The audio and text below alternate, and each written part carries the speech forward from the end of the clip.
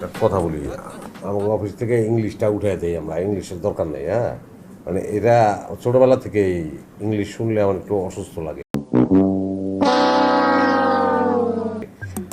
আমি ডাক্তার দেখাইছি, কিন্তু ডাক্তারে বলছে যে আমার সামনে জানি কেউ ইংলিশ না কয়, তাহলে আমি ভালো থাকবো। এটা বাদ, ইংলিশ বাদ। স্যার এটা এগুলো কেউ আল্লাহর রাস্তায় আমার লগে যেন না কয়, না করে দিবেন সবাইকে। কথা নাই বার্তা নাই, সবটা ফটো ফটো ইংরেজি কয়। আর ইংরেজি কস্কিল লিগা? হ্যাঁ, এনেকে সবাই ইংরেজ হয়, এত ইংরেজি করার দরকার আছে? জানলে ইংলিশ কইতে হইব। আমরা কোনোদিন ইংলিশ কমো না, বুঝতো? এটা যেন মনে থাকে। হ্যাঁ হ্যাঁ, দাও। আমি যে চেয়ারে বহি, ওই চেয়ারে ঘুমাইতে পারে দুইজন।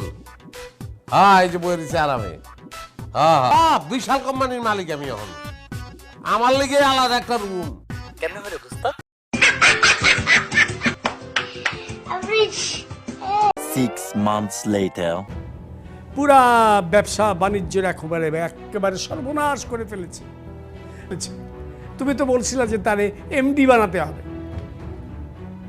ওরে এমডি বানায় কি করবো? তো ও তো না, ওর তো লেখাপড়া নাই, জিনিসটা বুঝতে হবে।